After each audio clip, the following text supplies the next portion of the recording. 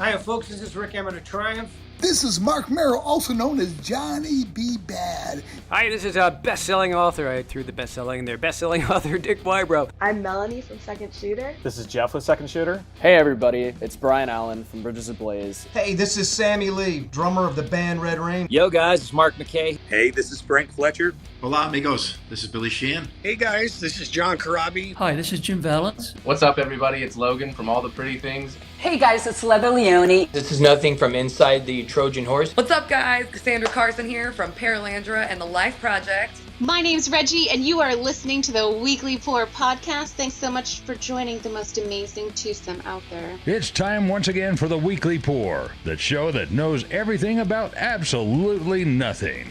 Here are your hosts, TBT and Ace. Greetings and welcome. I am TBT, and I'm trying to save my dog, who is currently trying to trip over a power cord. I'm TBT. He's pulling everything. This is just not starting off very well at all.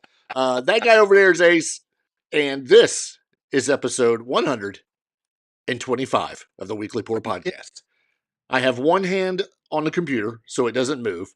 I have the other hand on the cord because this dumb dog is dumb, and he can't figure out how to get his foot up over this cord. You would think that somebody who's listening in this house would get up off their rump and come save the dog. Now, come on. Apparently, that's not going to happen. It's happening.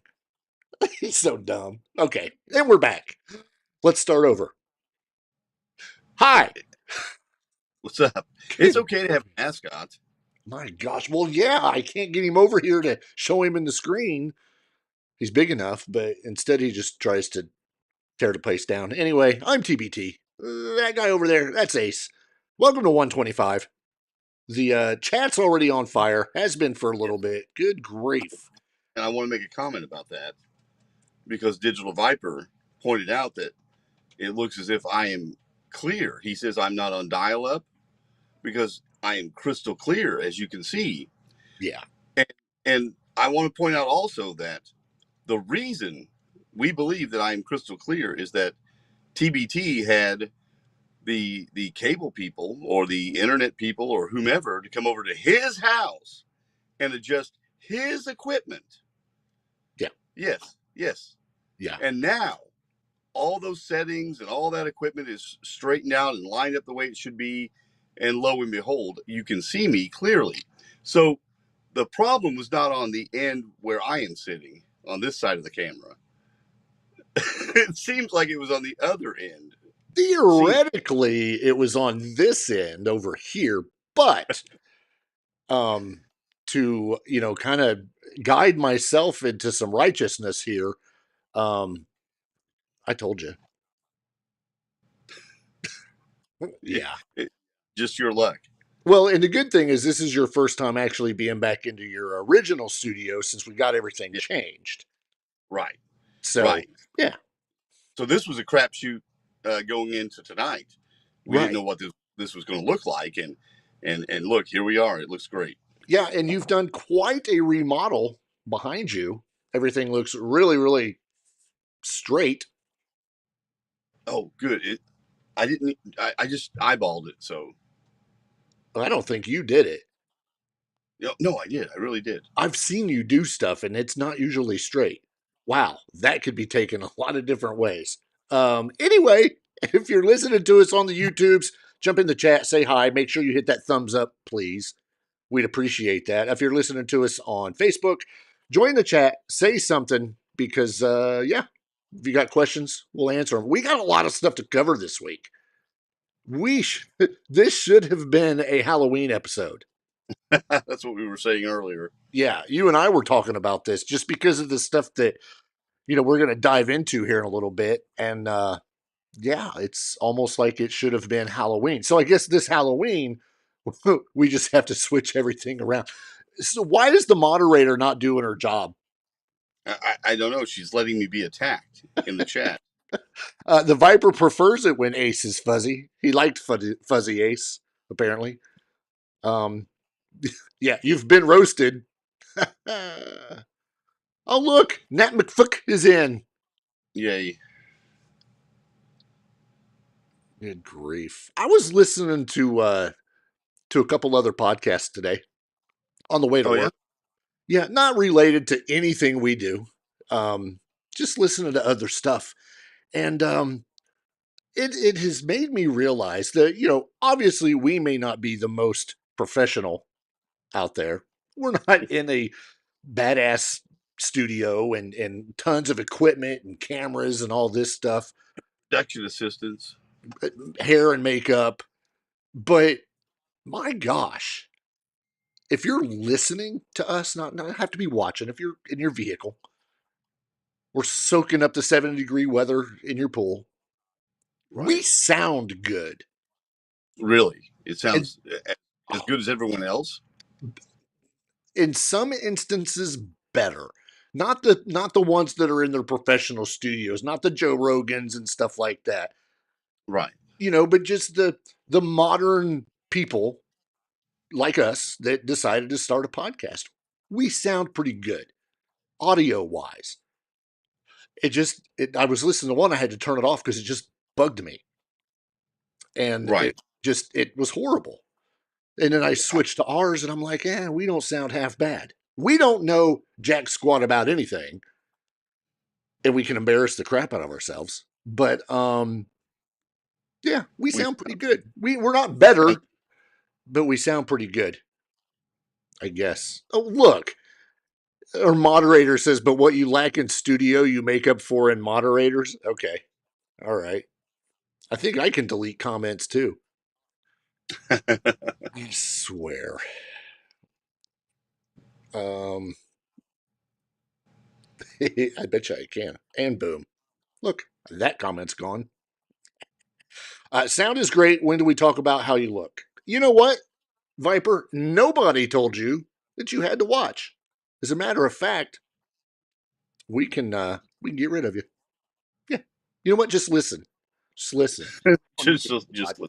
Yeah, just listen. Pull it up on Apple or wherever it is you listen to your podcast.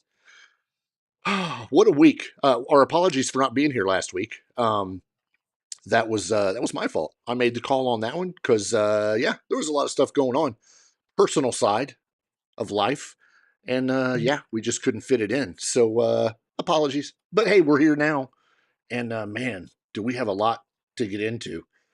A lot. When you go outside the scope sometimes of what we normally talk about, you can find quite a bit. It's a slow time of the year for rock music, and sometimes that stuff's hard to find, but there's a lot of other things that are interesting going on. Yeah. And I think tonight we're going to dive into the world of pop culture in a way, sort of, kind of. We're going to talk about something that there's so much stuff. Good grief. Viper has touched on one of the things that you and I hadn't even brought up. It's because nobody else in the chat, or probably even that's listening, cares. Viper says the WWE has gotten pretty great recently. Been good. That's probably the understatement of the year right now. For a fan, for us that actually watch it on, a semi-weekly basis, it is this is the era of Paul Levesque or Triple H. It is on fire right now. Fire. Did you like the main event last night on Raw? Did you watch it? I did. And that was brutal. Blew my mind the end. Not even a thought in my mind that was going to happen. This is just like anybody else talking about a soap opera. This is a man soap opera, a man opera. Right. Digital Viper says the Paul Heyman ending was awesome, and it was. And of course, that stirs up a lot of storyline. But you can't have that end in a clean pin between one of those guys. Not on a Raw episode. You've got to extend that, and that's what they did, because you just can't let one or the other get over on the other one. Right. Both not high level athletes. Not yet. But that was great. not everything they do is great. SmackDown is now 3 hours, right? Ish, yeah, somewhere around there. Yeah, and then Raw always has that one match that is 45 minutes long in the middle. I kind of skip over. It's people that I kind of about, but yeah, that's just because I want to get through as much as I can of the good stuff. So I'm a little picky. Yeah. And another thing, I'm watching NXT because lately, because Jordan Grace is there, and I love Jordan Grace. Right. And they've got a lot of great talent down there. They do a lot of cool stuff, and that's Shawn Michaels' baby right there. Yeah. The big thing right now, I say they're on fire. They would be just absolutely beyond fire if they would just get rid of a certain person. Who would that be? Charlotte Flair. Oh, please. Get rid of her. Waste Why? of oxygen. You're an idiot. No, she's horrible. She is the best female wrestler they have on that roster. As much hair as John Cena has lost on the top of her head, that is her face and her construction surgery that she's had. She used to look like Ric Flair. Now she looks like Bernadette Peters. I don't think so. Every time she comes back, she's leaner and meaner and just badass. Overrated. No, not at all. Not at all overrated. You're insane.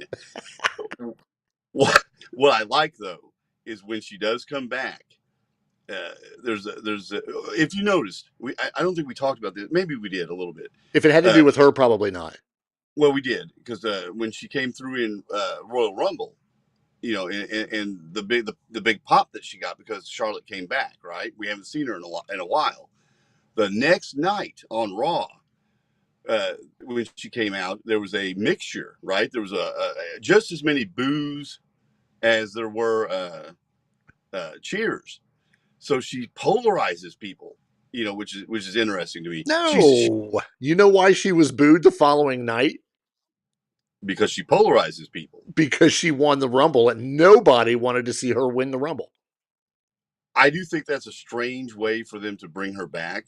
I don't think it was necessary.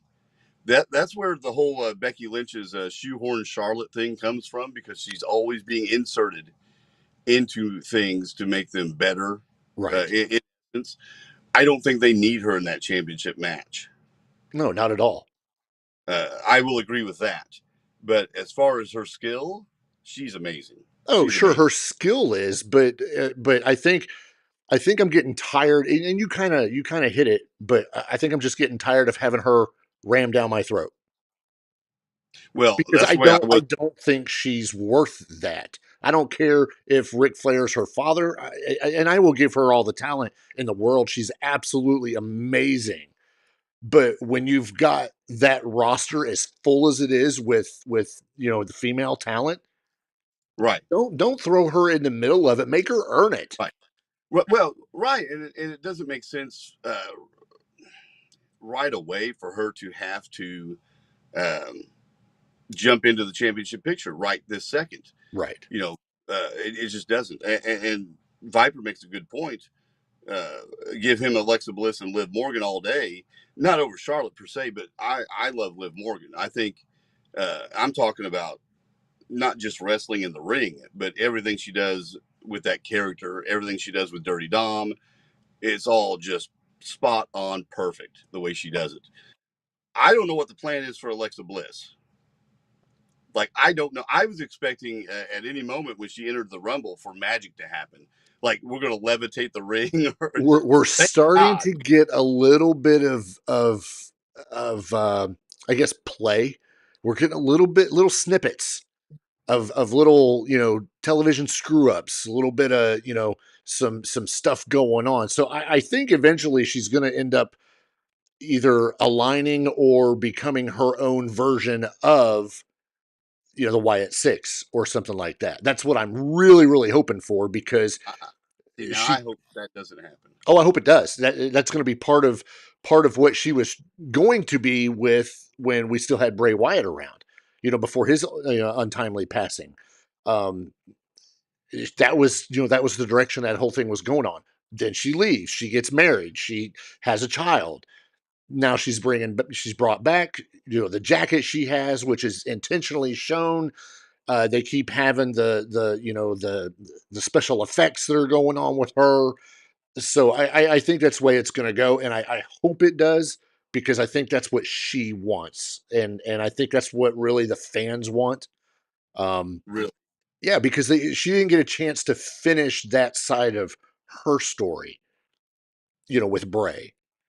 Well, right, and that's the gimmick she left with. So it only makes sense to bring some of that back now that she's back, because she got the biggest pop when she returned. Yeah. So and I think we're going to get a triple threat match at WrestleMania with Rhea Ripley and Io Sky, and then Charlotte. Right, that's the other one. Rhea Ripley, who lost on a televised event. Crazy. This is the world of Triple H. This is the Paul Levesque era. Right. I mean, the biggest. I actually think the two main events we've had in the past 2 weeks have been the most interesting main events we've had in a while. Oh, without a doubt. Because I did not expect Rhea Ripley to lose before WrestleMania. That never happens. No. And I didn't expect the ending I got on Raw, per se. I knew that we probably wouldn't have a clean pin. But then you got Roman Reigns coming in. You got Paul Heyman, making his choice. Essentially, right? He's running over to Punk. Am I right? Well, I don't think it was a choice he made. I think he was just going over checking on him while Roman was taking care of business. I don't think it's a choice thing, because you see, Punk still has, if you remember from when he, he's got a favor, and I think that favor is going to be coming out very, very soon. It just in time for WrestleMania. Yeah, it makes you wonder if they ever had a long-term plan for this favor, or if we're just pulling it out of our ass. But either way, I think it's going to be fun. I think it's been a long time thing. And now we got to talk about the best thing that's happened. The absolute best thing. You talk about getting shoved down your throat for the last 25 fucking years. I hate John Cena. I love John Cena right now, because this heel turn has been a long time coming. He's wanted to do it since I don't know when. But merchandising is not going to let that happen. Vince is not going to lose his golden goose at the time. Vince isn't there. And we're on that last ride with John Cena, and he finally gets to do a heel turn. And my goodness, did he do a heel turn? That was fantastic. That was, and everybody's made this comparison. That was Hulk Hogan joining the NWO-esque. For right now, it's 2025, versus what happened back in, whenever it was. But and now in 2025, this is the same guy that has the Guinness Book of World Records for wishes granted through the Make-A-Wish Foundation for kids. He's been doing nothing but stuff for kids his entire career. Comes back for one final round. Now, this is real life, folks. Right. He's coming back the most requested. He's the most requested. Right. He's coming back for basically a farewell tour. This is it. The Elimination Chamber that we just had, we'll never have John Cena in another one. Right. WrestleMania, we will never have John Cena in another one. This is his last year. And then he's going to fade off into Hollywood, probably continue making movies and all that fun stuff. But this is it. Earplugs. This is his final stretch. So instead of the memories of, everything that John Cena did over the course of the last 25 years, his last stretch is going to be focused on his heel turn. Right. Not to mention, well, we'll get to this in a second, but you've got this heel turn. How long is it going to last? Is it going to last until SummerSlam? Survivor Series? I think, and this is my take on it, and whoever listens to this or actually cares about the world of sports entertainment will care or not. He needs to get the title because of this heel turn. Give him his 17th championship. Give him the record over Ric Flair. because right now, if he doesn't get it, it's a waste. It's a waste of a heel turn. I think you're right. I think you're right. Even if he doesn't get it, even if he doesn't get it at WrestleMania. Well, that's even better though. He gets it at WrestleMania. Okay. And now we've got Cody chasing him all the way through just to maybe SummerSlam or a little further. I think that would be great. No. Here's what I think. This is the way I think it should play out. I think that this heel turn, I think it needs to be reversed come WrestleMania, where John Cena wins the title, and then, I don't know, Cody turns against him. Cody now becomes a heel, but so does CM Punk. So now you have CM Punk being the one to chase John Cena through whatever. We'll say SummerSlam, August. Maybe he loses the title then, or he carries it until his final match. And if they do, see, they could set this up very well. If they decide to go ahead and say, okay, you know what? He's got the title. How do we have him drop it? He's not going to retire with the title. However, if he drops it on his very last televised evening, you have now a vacant championship, and you set up until WrestleMania for a tournament for next year, for 2026. There's your storyline up through April of 2026. It's a long tournament. Well, it is, but I mean, you got to think SummerSlam's August.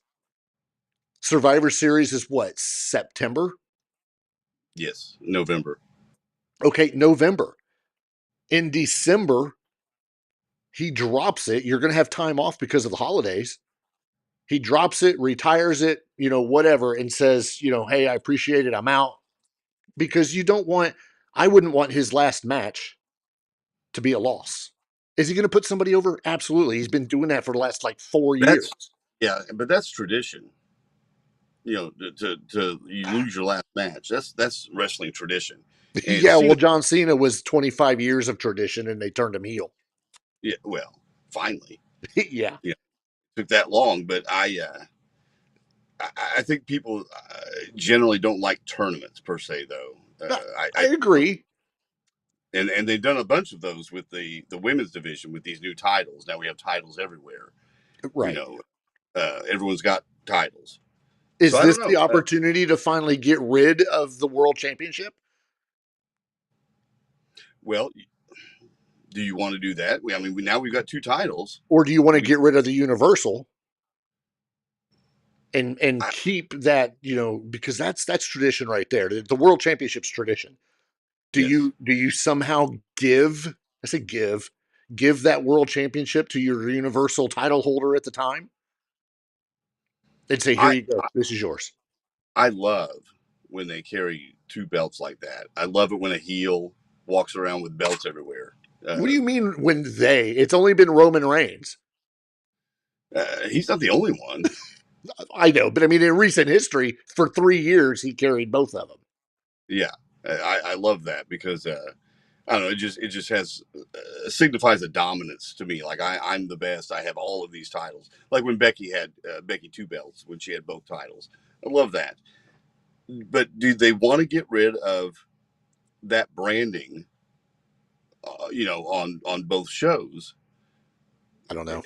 They worked hard to have all these belts. Everyone's got belts on both shows. Yeah, but that's the problem. There's so many. Just getting saturated because they're going to come out. They already did. They came out with the women's tag team. They'll come out with the women's intercontinental, or was it U.S.? Yeah, they both. Yeah. Yes, both. Chelsea Green is the United States champion. Yeah, which is fine to have these belts, but at some point, obviously you notice they've retired the 24/7 because that was just a ridiculous gimmick. You can only do that for a little while anyway before it gets. Yeah. But I like the Intercontinental title, and it had been diminished for so long until Gunther elevated it recently. his title run has been fantastic. You know, when he had the Intercontinental title. Right. So I always like how that would be elevated, and maybe you have a show that carries that champion. Sure. You know, the Intercontinental champion, because they tend to want to diminish it for some reason. Yeah. Now it's coming back into prominence. I don't think you can have a WrestleMania, and with so much hype that this person has, I think Jay's going to win it. You think? Mm-hmm. Yep, I do. I don't know. I mean, really, if you think about that, that's to me because of the crowd and everything behind him. I think that's why he won the Rumble. Oh, he's Cena put him over? Absolutely. Extremely over. Yeah. He, you know, and which is good. He's a good worker, you know, and he's a workhorse. He's always available and he's always there. So he deserves it. Yeah. We'll see. Yeah. I'll say one last thing about the world of sports entertainment, and then we'll move on to some other stuff. But one of the premier things that happened, and right now I'm seeing it all over TikTok because people are using the sound bite for everything, and that was the drop of the F-bomb from Cody Rhodes when he was talking to The Rock. Yes. What and I'm going to say this is such an epic moment. It was perfect. Gosh, who was it? Was it Jim Cornette, Vince Russo? Somebody said, he didn't need to do that. You said Jim Cornette and Vince Russo in the same breath. Yeah, I know. And that's not allowed. I know. I think it was one of those two. I could be wrong. I seen it, I think, yesterday. One of them complained and said they didn't need to do that. Heck, for all I know, it could have been Jim Ross. I don't remember. But they said, he didn't need to say that. Cornette was all for it. I listened to his, and he was all for it. Yeah. For those of you that don't know what we're talking about, there's a storyline thing where The Rock is trying to basically get Cody Rhodes, who's the current champion, to join the dark side. And he had 2 weeks to decide, and Cody stands up to him and basically just tells him to go F himself. Not bleeped out. It was live on the Peacock. And yeah, and it has blown the internet up. It's like I said, I know it's all over TikTok too, but that's caused quite a stir because once again, it's the Triple H era. But and that was on one of their premium live events, as they call them now. But did you notice that last night on Netflix, they actually were, cutting away from flipping the bird. CM Punk's flipping the bird to Rollins, and they cut away from that. I thought that was interesting because the whole point of the Netflix thing, one point of it was we can do whatever we want. I think that may have been just a production thing. Like they were going to cut and then they went to it because the next time he's up on the ropes again and both birds are flying. You could read his lips and see what he said. And I'm like, oh, okay, maybe they're really not. But yeah, it's an exciting time in the world of professional wrestling. Yeah, it's great. It's great. Great storylines right now. So I highly recommend you join the male soap opera. Turning into a little bit of somber news. This is something that we were going to talk about last week had the show continued. But we obviously didn't. But for those that don't know, Taime Down, the lead singer of Faster Pussycat, was on a cruise ship in the Caribbean just a couple weeks ago. This is the Monsters of Rock tour, cruise, which is literally on a cruise ship. Right, but this is not just him on a cruise. This is an event. Right, I didn't get there. I was getting to that point. Taime Down was on the Monsters of Rock cruise, and they were, I don't know, I think I read earlier they were like 20-some miles off of Miami or something like that. And there was an unfortunate happening when his fiancée, Kimberly Birch, fell overboard. Her body has not been recovered. There was an investigation, and here recently, within the last, few days, there's been reports that there's a video of her falling overboard that's been handed over to the police, and allegedly the video captures her climbing over the rails and then stepping off in what some are saying is an apparent suicide. This was huge news. Gosh, how they've been together for 20 years. It's been quite some time, yes. Yeah. Taime Down again, lead singer of Faster Pussycat. Nearly a decade. Okay. Nearly a decade. All right. So half of 20 years. The incident, which occurred roughly 20 miles from Freeport, Bahamas, happened reportedly on the very first day of the trip. I can't imagine. And I'm an avid cruiser. I try to go on at least a cruise a year. And when I first heard it, I was like, she didn't. If she fell, it's not from leaning over. The rails are pretty high. I mean, they're probably chest high. I could lean on it. I can't lean over unless I'm like up on a rail. Right. You're trying to. Yeah. Yeah. Unless I'm trying to. It's alcohol. Alcohol is always a factor, it seems, when things happen like this on a cruise ship. But this is something we won't know, not unless there's more info that comes down from this investigation. There was reports that her and Taime were arguing and maybe going at it over something, but whatever. I mean, I don't think you can't blame Taime for what she's done, whether they had an argument or not. I think that's irrelevant. The Blabbermouth article is quoting Ricky Rackman, formerly of Headbangers Ball, and he is talking about how they've always had a toxic relationship, and they have been fighting a lot recently, and they've always fought a lot, and a lot of it had to do with drugs and alcohol. Sure. So it wasn't and he insists that they were in love, all of that. Yeah. So you can only imagine. I mean, we've been around people on drugs and alcohol, and loud people and things that get out of hand, and you can only imagine why or how this went south. Yeah. And for anybody thinking, well, they should have just turned around and picked her up. Well, it's not that easy. The spokesperson for Royal Caribbean said that they immediately launched a search and rescue effort. But was there a time given of when this happened? I didn't see it. No, I didn't see a time. Okay. Well, time or not, I will tell you, and I've been on the... Oh, wait. 11 p.m. Okay. I've been on the giving end, I guess, of search and rescue cases, especially out in the middle of the ocean. She's, number one, she's not wearing a life jacket. Most life jackets are equipped with a light that's, saltwater activated. As soon as she hits the water, boom, a few seconds later, it's going to go off and it's going to start blinking. It's also going to hold her up above water. Depending on the sea conditions, the temperature of the water. I mean, it's March. Yeah.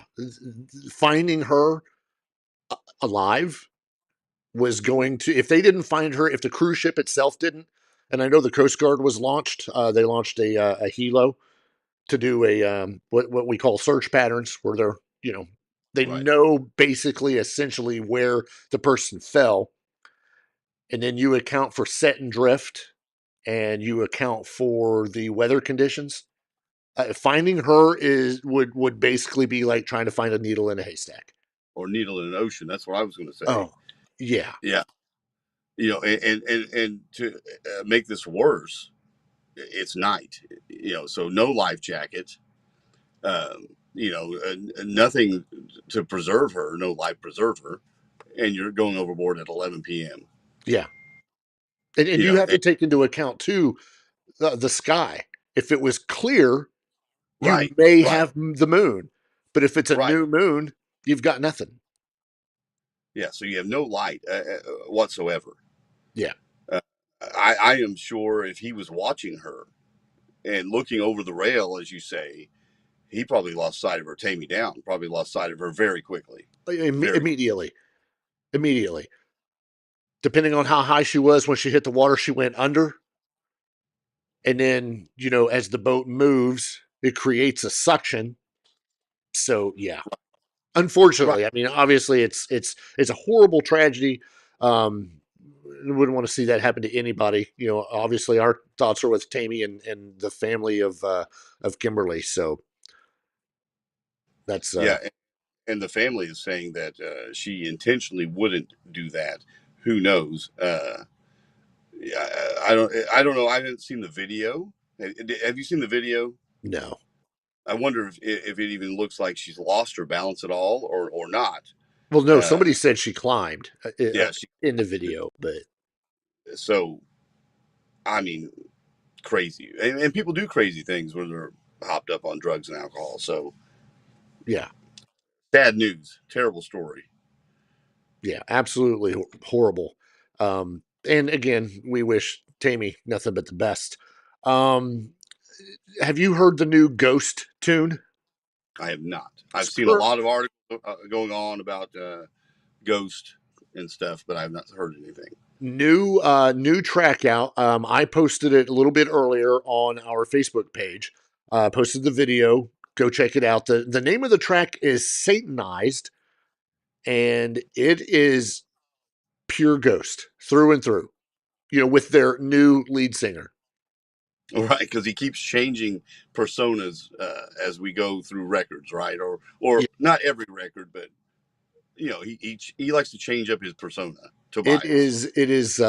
Yeah, they are an interesting band. They're good. Don't get me wrong, they're good. The name of the song again is Satanized. I like it. I think it's very good. They've got a lot of melodic tendencies that I like. I don't listen to Ghost a lot, but I have.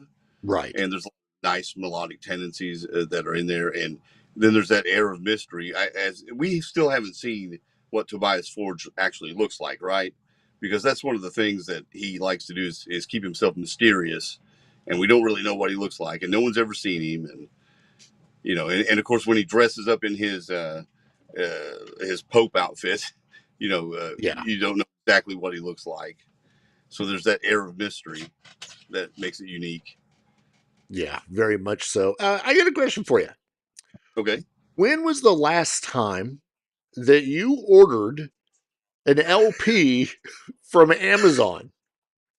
I have never ordered an LP from Amazon. I used to buy all mine from Music and More Records. Right. It's probably a good thing. Recently, there's a story that come out that a fan of a band called Counterparts, who are a very progressive punk metal, just in your face rock and roll music. A fan of that band tried to order one of the band's EPs from Amazon. But what he got from Amazon was just about as far from Counterparts as you could possibly think. Because of what he got, fans and one of the band members from Counterparts are kind of wondering what the hell's going on with Amazon through social media. I mean, they're all over the place with this. So what happened is the gentleman, the fan of Counterparts, orders this. It's a vinyl. The name of it is Let Them Die. He orders it from Amazon and instead receives the latest Christmas album from Clay Aiken. But it gets better. Hey, mistakes happen. Mistakes happen. Do they though? Because it gets better. So you say, okay, they screwed up, right? Yeah. And then you return it. Right. Or try to get your album, right? This is what you do. You say, you know what? Y'all sent me the wrong thing. I'm gonna return it. Right. So he goes through the replacement process and finally gets a package from Amazon, and you'll never guess what showed up. What showed up? The exact same Clay Aiken Christmas album.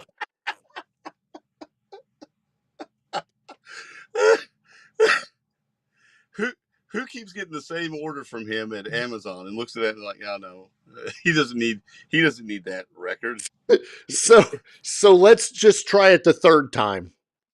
You've given me two. I cannot do this again. Mistakes happen. Adding onto a thread, because this guy was all over. He was on X basically and said, "Hey, I ordered the Counterparts album, and instead I received Clay Aiken's latest Troy Aikman, Clay Aiken's latest Christmas album. Went through the replacement process, gets a second one, and just a little bit later, a day or two or a week later, he added onto that thread while also tagging Brendan Murphy, who is a member of the Counterparts band. He says, Mr. President, a third Clay Aiken vinyl has hit. My man received 3.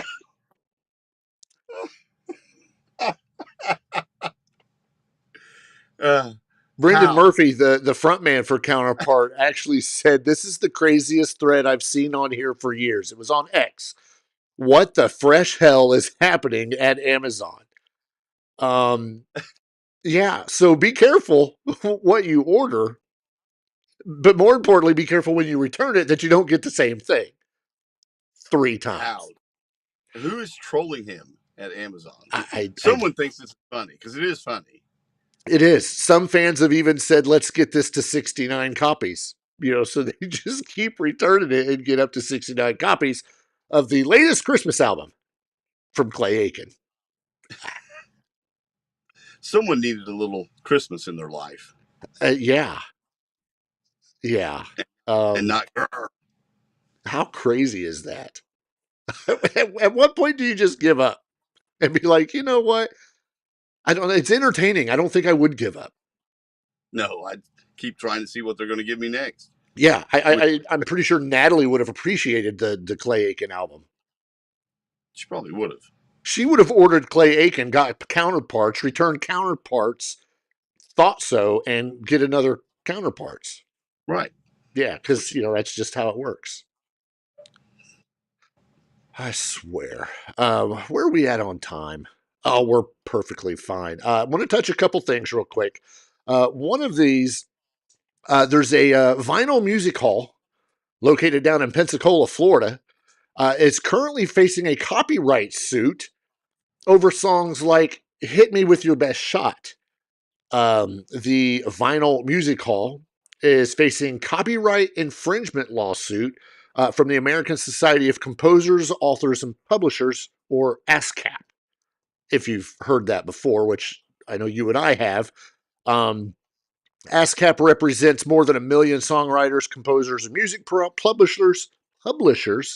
They filed a lawsuit in federal court last week alleging that Vinyl Music Hall had infringed on the copyright of its members. I guess this place plays the music. They had a license from 2010 until they were paying for it from 2010 until 2022. So 12 years they're paying for this license, and then they canceled it with a written notice. Yeah, I'm struggling to understand. This is a music store? No, it is not.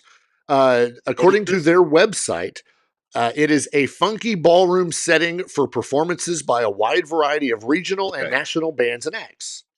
Okay. The venue features a main dance floor, wraparound balcony, state-of-the-art sound, stage, and lighting. Blah blah blah blah blah. So I'm thinking that maybe part of it's like a dance hall and they play music, because that's the only reason you're going to get in trouble if you're commercially playing this music. But if a space where people are dancing to music, why are they being singled out? Because of the license. I don't think you have to have a license to just play music in a club, do you? I'm pretty sure it's got something to do with being for profit. I don't know. I just thought it was interesting to see. So this is the lawsuit says defendants have continued to present public performances of the copyrighted musical compositions of ASCAP members at Vinyl Music Hall, including copyrighted works involved in this action without permission during the hours that the establishment is open to the public for business and presenting musical entertainment. The lawsuit cites 3 specific songs that were performed on July 20th at Vinyl and whose copyright is held by ASCAP members. Hit Me With Your Best Shot, If I Could Turn Back Time, and Kiss Me Deadly. Vinyl Music had a 1980s cover band called the M80s perform on the night of July 20th, and all 3 songs appear on the band's playlist, according to a ticketing website that sold tickets. Why not just say Ticketmaster? The lawsuit against Vinyl was one of 15 that ASCAP filed across the country against venues it alleges were hosting performances of copyrighted music without a license. So I guess this is something I don't know about venues that provide live music, that you have to have some sort of license. I mean, how many people are in bar bands that play in bar bands? Is that what we're talking about? I don't know, because bars and restaurants. Well, I'm thinking, what about jukeboxes? Right. Are you paying a license or paying for a license if you have purchased a jukebox? Or, I mean, a lot of them are digital now. Is that part of the fee as it goes to ASCAP? Maybe so. Something like that would be easily included, right? In the purchase. And I mean, back in the day, every time you spun a record, that was a royalty, right? Like a DJ, right? So maybe that's where we're at with this. But they're the only one doing this, and they're getting sued. No, according to ASCAP President Paul Williams, he says, we want every business that uses music to prosper, including bars and restaurants. As songwriters and composers, we must earn our livelihoods through our creative work, and music is how we put food on the table and send our kids to school. Most businesses know that an ASCAP license allows them to offer music legally, efficiently, excuse me, and at a reasonable price, while compensating music creators fairly. So apparently it's something that's the norm that we don't know about because it's not part of our norm. Right. It's not something that we're used to, and we don't think about it. But someone's paying attention now. They're really want to crack down on stuff. Yeah, somebody got ticked off. Before we jump into our final story, which is something you and I talked about, and we decided to go ahead and dive into it because it's so interesting. For those, we talked about this months and months ago. It may have actually been sometime last year. Vinnie Paul. Yeah. His cookbook, long-awaited cookbook, has finally arrived as of today, March 11th, which also happens to be Vinnie Paul's birthday. If you remember, Vinnie Paul passed away back in June of 2018 at his home of dilated cardiomyopathy or an enlarged heart. This cookbook was something that's been in the works for a while. It is called Drumming Up an Appetite with Vinnie Paul. It's interesting. The book is broken up into 3 chapters. Main courses, which is called Reinventing the Meal. Side dishes, called Far Beyond Kitchen. And of course, desserts, which is entitled A Vulgar Display of Flour. I don't know why I think of Natalie when I read that title. The book, as well as the cover art, was a lifelong dream of Vinnie Paul's. Back in 2016, he said, my cookbook will be called Drumming Up an Appetite with Vinnie Paul. How clever is that? It's got a picture of me sitting behind the drum set. I'm holding 2 big old turkey legs. Those are otherwise known as drumsticks. And it's got a lot of really cool recipes that I came up with on my own. A lot of them my mom taught me when I was growing up, and just a lot of tongue-in-cheek humor, and it's just a lot of fun. It's not real serious. That sounds like the kind of cookbook I need. So yeah, that's out again as of today. there's some different specials that you can order it with. You can get aprons and all this fun stuff. A hardcover, it's wrapped in butcher paper and whatnot. But if you're into cooking and want to do some cool stuff, That's something he planned quite a while ago. Then, yeah, at least as far back as 2016, which would have been 2 years before his death. pretty impressive there. That's some foresight. So it took this long to finally get it out. Yes, Awesome. yeah. It's currently listed for $29.99 at retailers everywhere today, March 11th. And now, the rest of the story. Oh my! Icon, and we're going to end it on this, but it's iconic because this story It's so strange. is so strange. This whole investigation. We're going back to death once again. This is our third reference to death in this episode.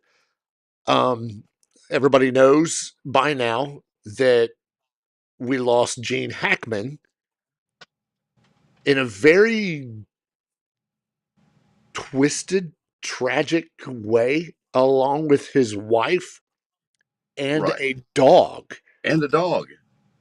One of 3 dogs. I'll let you continue with this. Well, it's just such a strange thing. Gene Hackman's been in just various movies. I've enjoyed everything he's in. I like. He was in. Now they're all slipping out of my head. And all of a sudden, French Connection was the big breakout for him. The one about the Tannenbaums, Crimson Tide. Just various movies. Superman. He was Lex Luthor.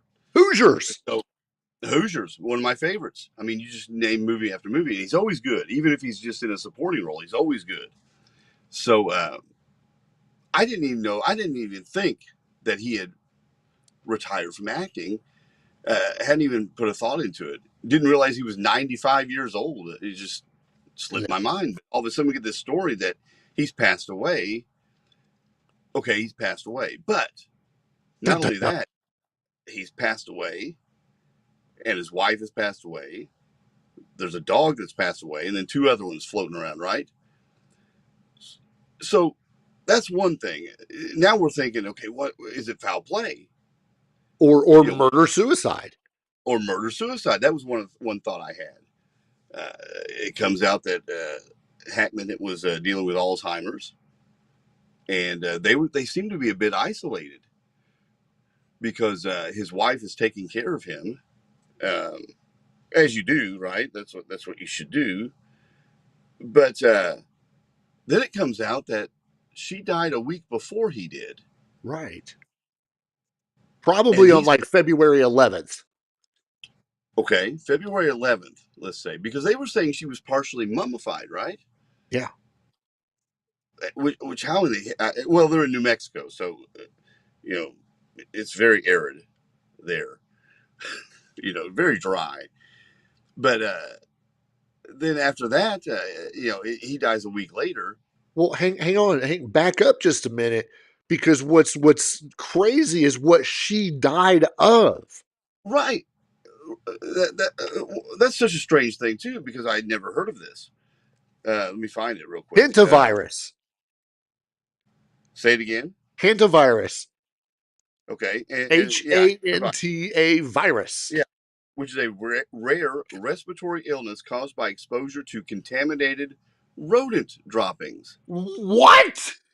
Urine and saliva that initially presents with flu-like symptoms, according to the CDC. New Mexico State Public Health veterinarian Aaron Phipps said that there was a low risk of exposure from the couple's house, but other structures on their property showed signs of rodents. So how much exposure do you need for that to happen? I mean, and she's not as old as he is. No. She's actually quite a bit younger. I think she was in her 60s. But yeah, to die of something so strange like that. And then he sits there for a week, presumably they're saying in a wheelchair or something like that, with Alzheimer's. Yes. maybe not even knowing that she's dead. Exactly. If you don't have a concept of time, right? Because of this horrible disease. I mean, does he remember her? Does he Correct. forget? That's like one of the big mysteries of this is how did we go from what we all known to all of a sudden this mystery of a death between him, her, and a dog. And there were 3 dogs total. Right. One was dead, one was running around outside, and I think the other one was inside the house just running around. Right. They were found, it says here, on the 26th by 2 maintenance men who saw them through a window from outside the house. Yeah.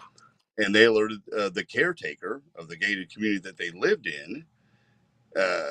And she was 65, by the way. I was pretty close. She was on the floor of the bathroom to the left of the front door, sweatshirt and sweatpants that she was wearing. There was an open prescription bottle and loose pills scattered on the countertop, which seemingly now is irrelevant, I believe. But, okay, Hackman, 95, was on the floor in what deputies described as a mudroom near the kitchen.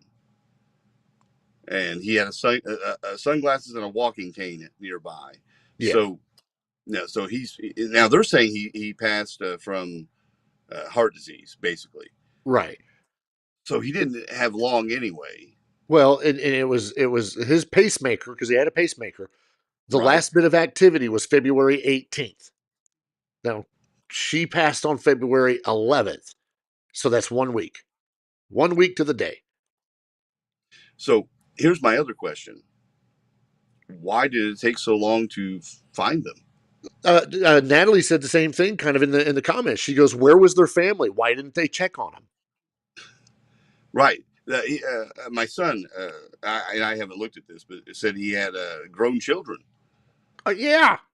Did anyone call? Not that they could answer. I mean, would Gene be able to answer even? Right. And if he did, he's not going to give you any answers. But at least he's answering. Unless he has a moment of lucidity. But yeah, he's not. He's not answering the phone. Let's say, but no one goes to check on them. No one calls someone to go check on them. They're in a gated community. They're not as isolated as it seems. Yeah. Now, I don't know how far apart these houses are. I haven't looked at a map, but you would think there would be people that walked by, jogging, that sort of thing. Oh, I haven't seen Gino out for a while. Right. Or whatever his wife's name was. The mail's piling up. Yeah. Newspapers. Right. He was old school. He probably got newspapers. You and I both know that the other day there was something where someone hadn't shown up for work locally, and they never missed work in 8 years. They never missed work. So the boss is calling, wanting to know what's going on and wanting someone to check it out. Okay, that was one day. This is a famous Hollywood actor who has won Oscars, and no one is checking on him. Well, and if she died February 11th, they weren't found until the 26th. That's 15 days. 15 days. It's rare that I go 2 or 3 days without texting my mom. Right. You're talking. I mean, she's not 95 by any means, but right. So if he's dead on the 18th, yeah, that's insane. Yeah. How long this went on. Yeah. And I haven't read anything that has told me anything of why people didn't check on him. Yeah, Mama TBT said same thing. I mean, it was the groundskeeper right. that found him. The hired help, not family. Right. Not somebody checking on him. Homeboy was walking by and seen in the window. Okay, for example, what if they had a home health type person come by?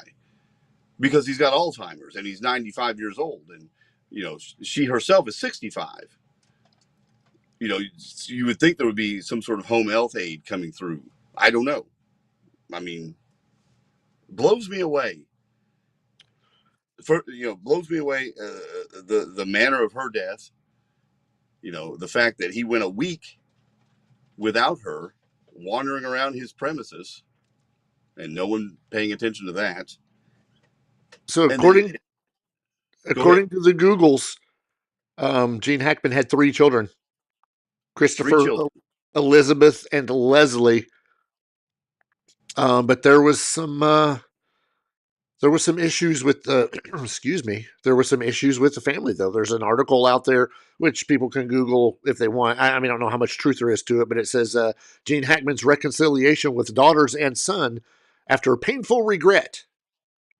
This is in the Mirror. I don't know how legit the Mirror is, but maybe there was an estranged relationship. I don't know. Well, and then there's another good point made in the chat. Natalie, his grown children could have been in their 70s. We don't know how old they are exactly. Well, his daughter Leslie is 58. So 58, and she may be the youngest. Who knows? Sure. So that's not. I'm not going to say anyone 58 is terribly old. I'll tell you that right now. Right. Yeah. But it's just such a strange and sad story, and a sad ending for anyone, but especially a Hollywood icon. That Bat 21's another great movie. If you haven't seen it, check it out. He was in that. He's the star of that. Just crazy. Yeah, it absolutely. So whack. I just wanted to mention, because it's such a interesting pop culture story and such a twisted. Only in Hollywood, where they have all kinds of wacky stories, and corruption and seediness and things like that, would this happen? I feel like, Yeah. And here's something, and we'll finally call it an evening, but it's one thing we never mentioned. But then we get someone like, Gene Hackman, who's 95 years old, and then we get Michelle Trachtenberg. So young. But yeah, and it's did we insane. ever find out how she passed? I think they want to say, I read something that she had a liver transplant, and they think that maybe her body just said, yeah, no. Because there was not going to be an autopsy performed. I think her mom said, yeah, no. So, and that's sad and tragic as well. And what's even interesting about that is right before she passed, and it was announced we're getting a new version of Buffy the Vampire Slayer, starring Sarah Michelle Gellar and some of the cast that they can bring back, kind of thing. And she was in that show, actually a very big part of that show for a while. So you think, oh, they're going to make a phone call, and then the next week she's already passed. Yep. The chief medical examiner in New York City ruled both the cause and manner of death as undetermined. Undetermined can mean either that there was inadequate information to assess how a person died, or that the information was conflicting, with equal amounts supporting or negating a specific manner of death, such as natural or accidental. Michelle's family declined an autopsy, and a medical examiner's office honored that request. So that's why you won't see a cause, because they're just not going to let them go in and figure it out. But yeah, crazy. Yeah, crazy. So anyway, a fun little, not fun, but an interesting little story to end the show with. Yeah. I knew people would jump in on it because it's so weird. Bizarre. Bizarre is a good word. Yes. Is that our next thing? We start doing a bizarre, weird stuff podcast? Oh, you could dig out all kinds of weird stuff that happens. You'd have to change your background again. I would. I'd have to put a bunch of dead Hollywood actors up or something. Well, I mean, you do have Kelly McGillis back here.